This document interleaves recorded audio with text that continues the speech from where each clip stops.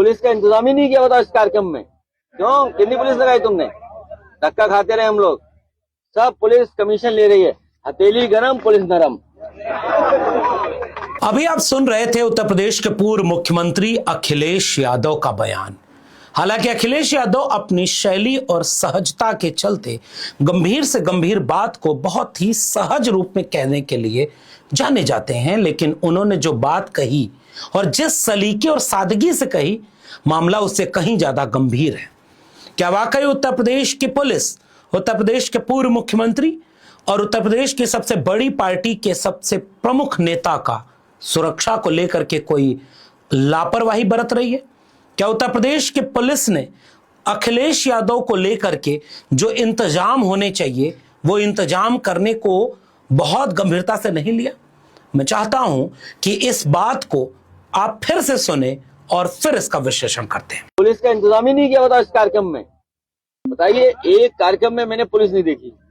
ये पहला जिला है जहां पर हमारे कार्यक्रम में पुलिस नहीं है। कितनी पुलिस लगाई बताओ? क्यों, कितनी पुलिस लगाई तुमने? धक्का खाते रहे हम लोग। कितनी पुलिस लगाते हो? सब पुलिस कमीशन ले रही है, हथेली गरम पुलिस नरम। बताओ, हमें भी हथेली गरम करनी पड़ेगी अपनी सिक्योरिटी के लिए? बताओ, अगली बार कर देंगे गरम हथेली। बस तुम्हारे कप्तान साहब बता दें कितने में हथेली गरम होगी। बताओ, ये व्यवहार इनका है, ये समझ लो जाने वाली है सरकार। अखिलेश यादव ये बात हंसते हंसते कह रहे हैं और जो आखिरी में उन्होंने एक गंभीर आरोप लगाया कि हथेली गरम पुलिस नरम। कहीं यह सच बोलना उत्तर प्रदेश की सरकार और शासन प्रशासन को चुभ तो नहीं गया? उत्तर प्रदेश को करीब से जानने वाले, उत्तर प्रदेश की राजनीति पर नजर रखने वाले वे लोग सब कायदे से समझते हैं कि उत्तर प्रदेश की पुलिस किस कदर भ्रष्टाचार में आकंठ डूबी हुई है। ये वही उत्तर प्रदेश है जिसके पुलिस के ऊपर यह आरोप लगा कि वो फिरौती मांग रही थी। ये वही उत्तर प्रदेश है जिसकी पुलिस के ऊपर यह आरोप लगा कि अपहरण कर रही है। ये वही उत्तर प्रदेश की पुलिस है जिसके ऊपर आरोप लगा कि वो मुंह से ठाए ठाए की गोली चलाकर इनकाउंटर करती है। और इनकाउंटर की बात आई है तो क्यों नहीं इस बात का जिक्र किया जाए कि उत्तर प्रदेश पुलिस के ऊपर देश में सबसे ज्यादा सवाल उठे जिनके काम करने के तरीके पर, वो उत्तर प्रदेश की पुलिस है। अभी हाल ही में एक रिपोर्ट मैं आपको दिखाना चाहता हूं जो आपकी स्क्रीन पर है।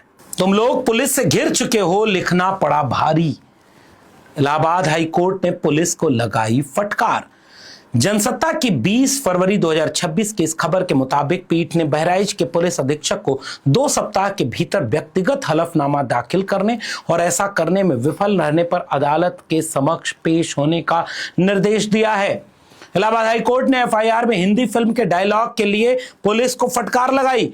इलाहाबाद उच्च न्यायालय की लखनऊ पीठ ने आपराधिक मामलों में दर्ज एफआईआर में पुलिस द्वारा बार बार एक ही पैटर्न का इस्तेमाल करने पर कड़ी टिप्पणी की।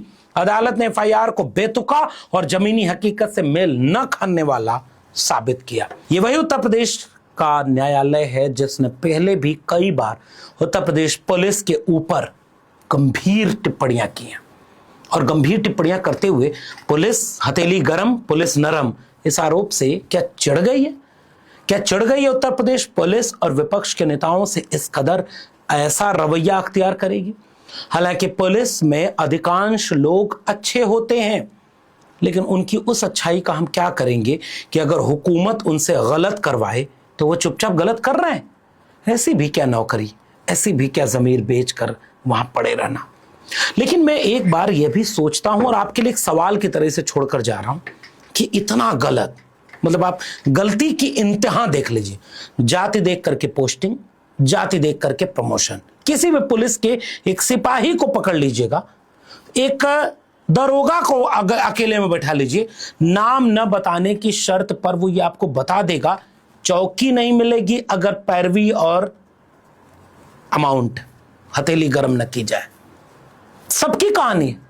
चौकी पर पोस्टिंग नहीं मिलती, थाना नहीं मिलेगा, जिला मिलना है तो फिर तो पूछना ही क्या।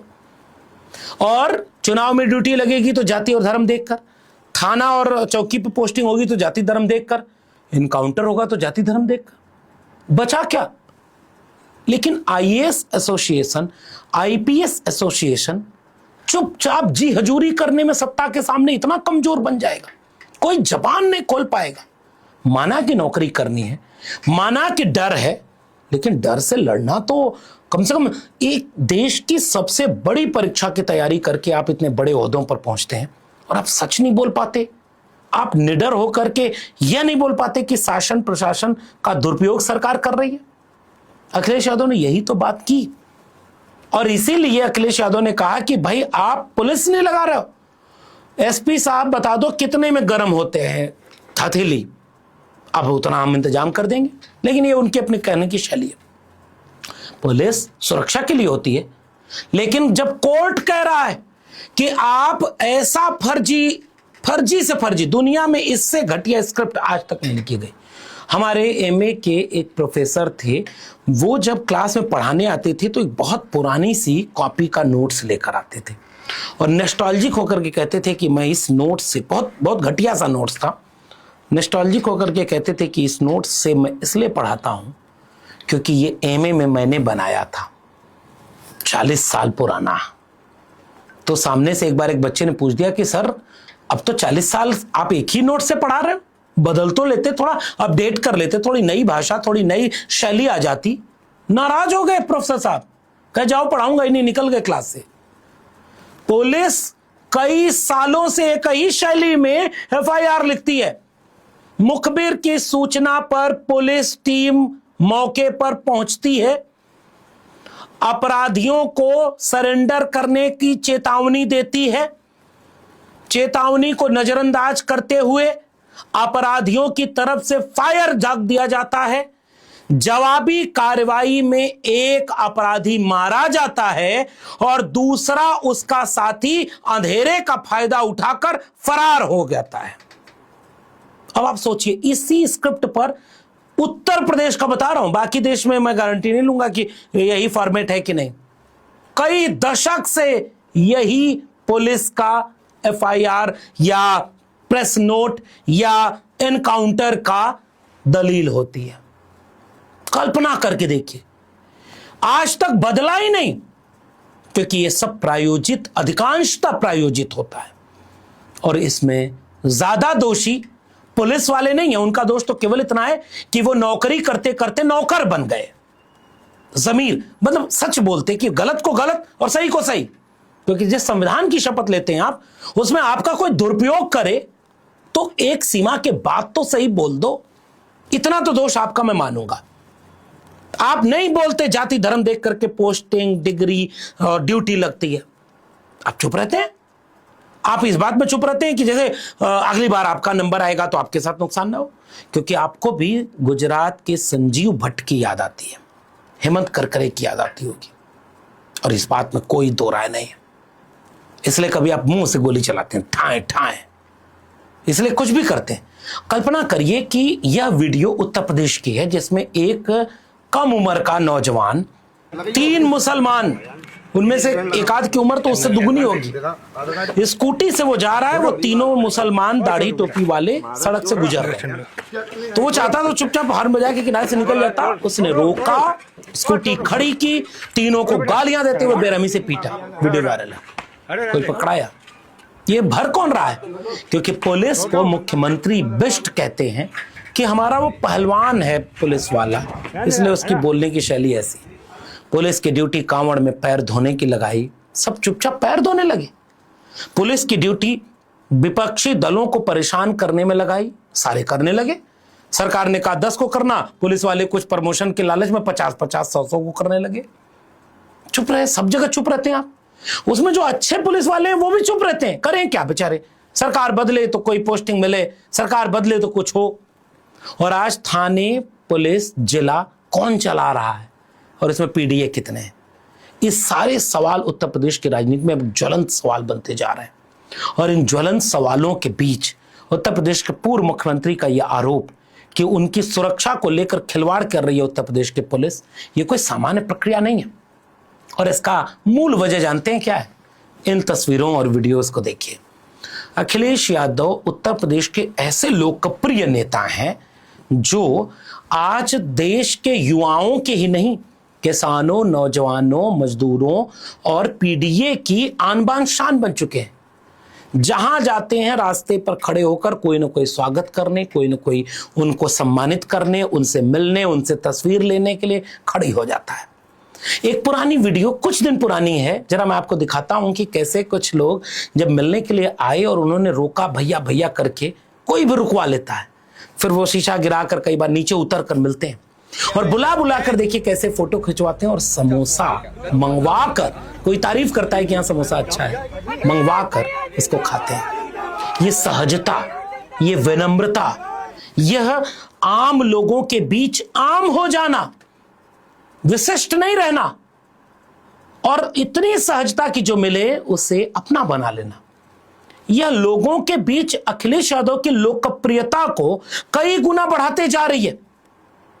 और यह लोकप्रियता, यह प्यार और मोहब्बत भाजपाइयों को नसीब नहीं होता।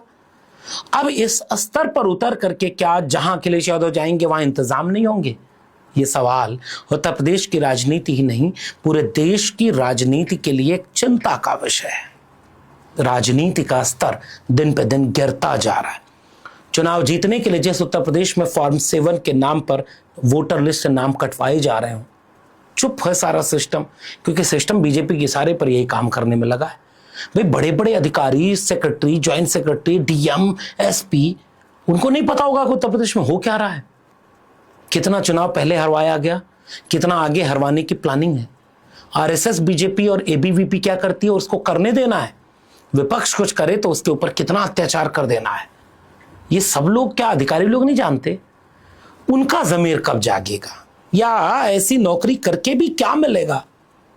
नौकरी सरकार की आप नहीं करते सर, नौकरी आपकी जनता की है, संविधान की है। हम उम्मीद करते हैं कि उत्तर प्रदेश में राजनीतिक लड़ाई सपा और भाजपा लड़ लेंगी, शासन, प्रशासन और व्यवस्था को बीच में रहना चाहिए। तथागत बुद्ध कहते थे मध्यम मार्ग, ताकि वक्त बदले तो आपको न बदलना पड़े। आपका क्या मानना है इस पूरी बातचीत पर? नीचे अपनी प्रतिक्रिया जरूर दीजिएगा। फिलहाल इस वीडियो में इतना ही। मेरे चैनल को सब्सक्राइब नहीं किया तो जाते थे इस चैनल को सब्सक्राइब करना मत भूलिएगा। बेल आइकॉन यानी घंटी की बटन दबाएंगे तो अगली वीडियो की सूचना मिलेगी। ज्वाइन करेंगे तो हमें ताकत और हिम्मत मिलेगी। अगर आप इस वीडियो को ट्विटर यानी एक्स या फेसबुक पर देख रहे हैं तो डॉक्टर लक्ष्मण यादव को फॉलो करना मत भूलिएगा। ऐसे ही जरूरी मसलों पर बातचीत के साथ फिर मिलेंगे, तब तक के लिए बहुत बहुत धन्यवाद।